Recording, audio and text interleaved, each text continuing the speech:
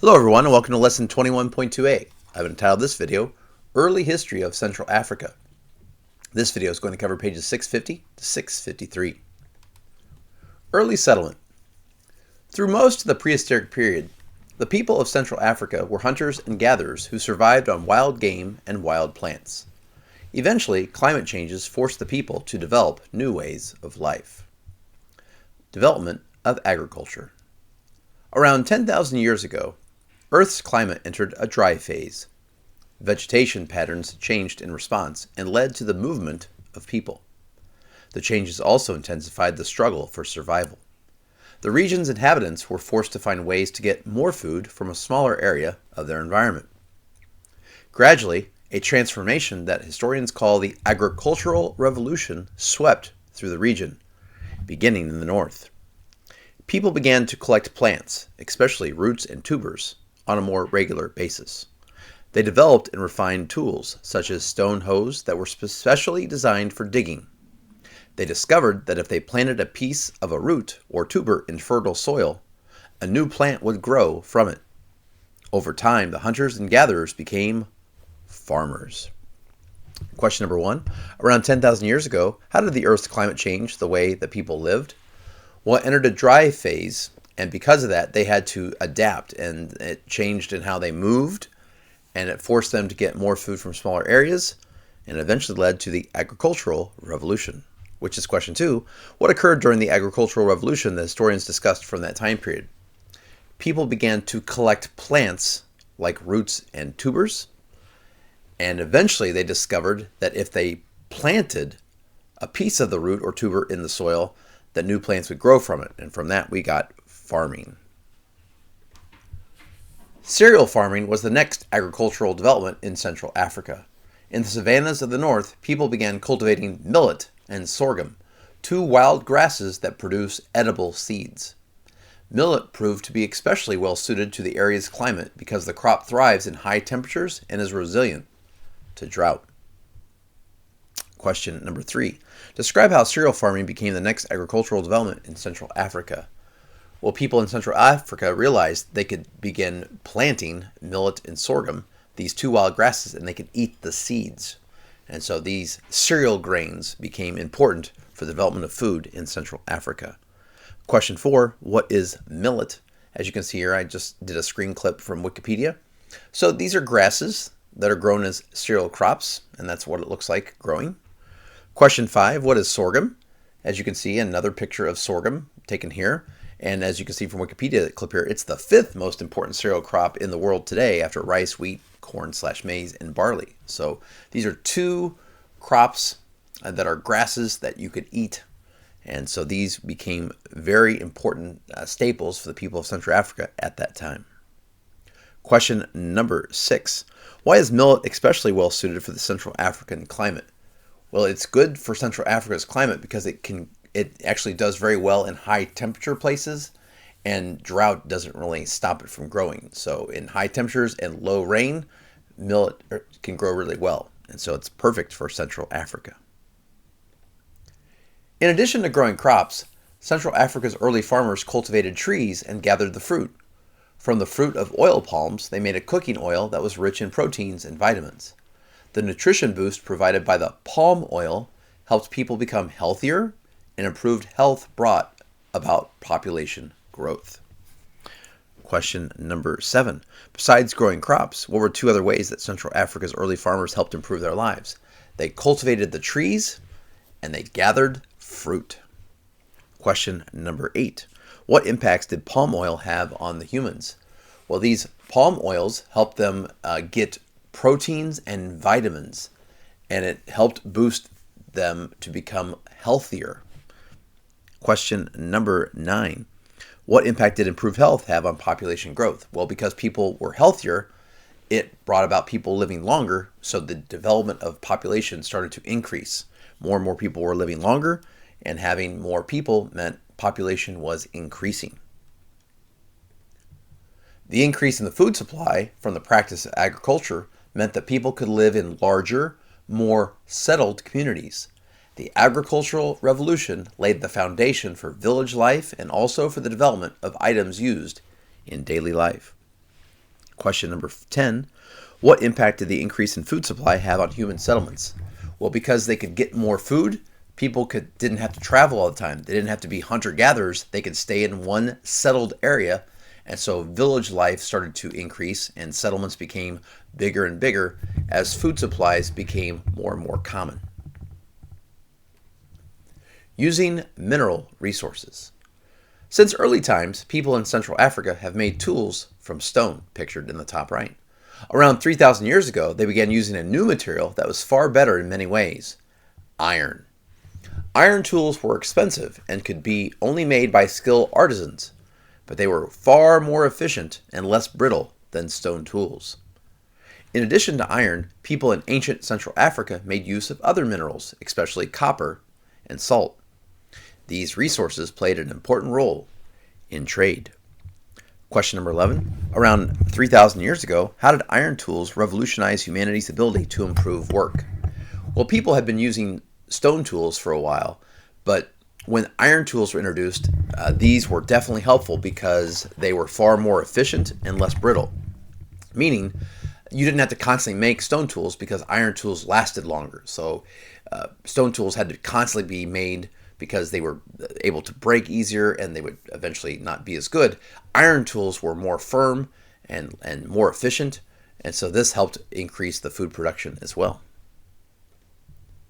European contact and afterward. Regular contact with Europeans, which began in the 1400s, marked the start of a new era in Central Africa's history: the slave trade. As Let's go back. Let's try that again. As European ships began reaching the Atlantic coast of Central Africa in the 1400s, the region began developing into one of the busiest hubs of the slave trade. The trade was driven because European colonizers demanded a large workforce for their huge plantations in the Americas. The slave trade would continue and grow for more than 3 centuries. The first European country to become actively involved in the slave trade was Portugal. In the late 1400s, the Portuguese established a colony on the island of São Tomé in order to grow sugar. Later, this island became a staging area for the transportation of African slaves to Portugal's main conquest in the Western Hemisphere, Brazil in South America. Question number 12. What continent's ships began to reach the Atlantic coast of East Africa in the 1400s? Central Africa, that should say. That would be Europe. Question number 13. Sadly, why did the Central African region become a busy hub of trade in the 1400s? Because of the slave trade. Question 14. What was the first European country to become actively involved in the slave trade? Portugal.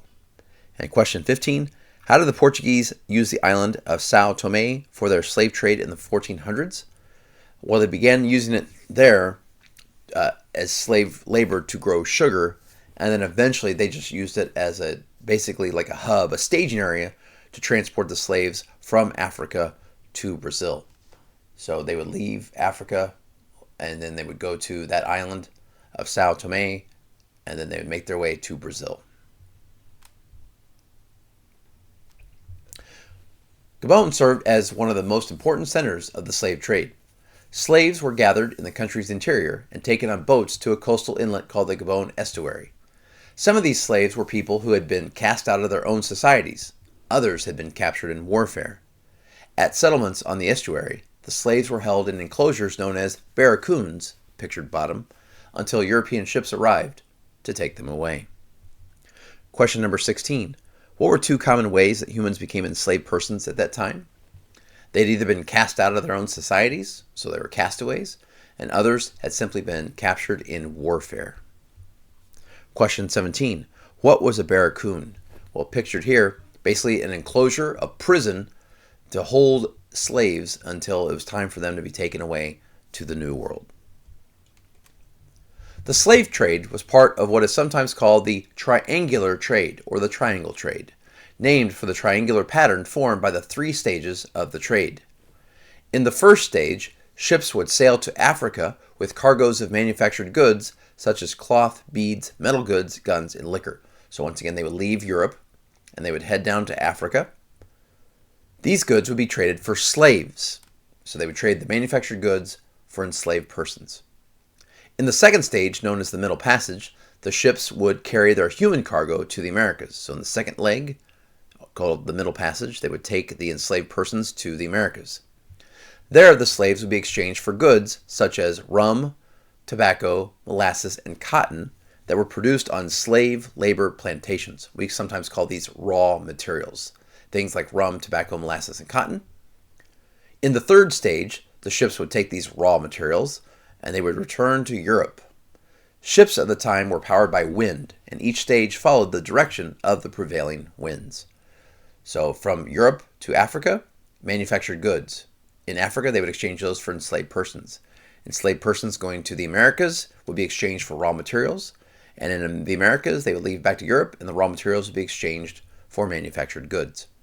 This formed the triangle trade, which for several centuries would make Africa the center of slave labor.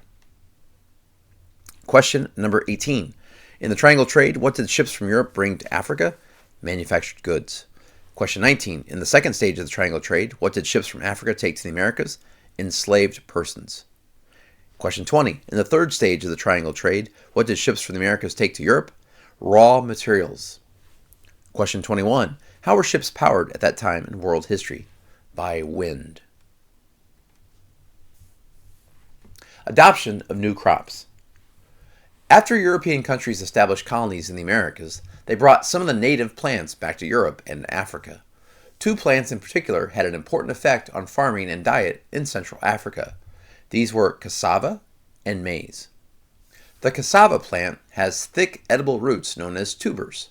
Rich in nutritious starch, the tubers are used to make flour, breads, and tapioca. The plant thrives in hot, sunny climates and is able to survive droughts and locust attacks. Historians believe that Portuguese ships brought cassava to Africa from Brazil. Today, cassava is a staple food for many of Africa's people.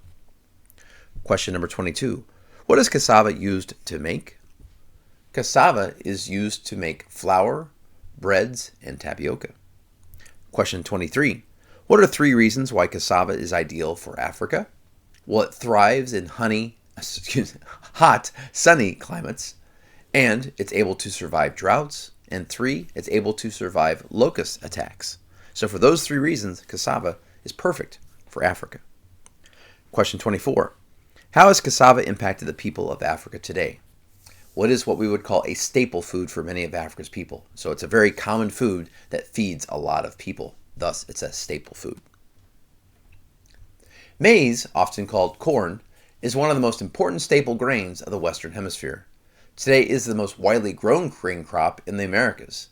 Maize was domesticated in prehistoric times, probably in Central America. It was carried around the world by Europeans after their discovery of the Americas. Question 25. What is the more common name for maize? Corn. And 26. What impact has maize had on the Americas? Well, it is the most widely grown grain crop in the Americas, and it's also used in Africa for people to eat as well. Well, thank you so much for watching. Before we go, I have a little meme about maize, unicorn. Thank you so much for watching, and have a great day.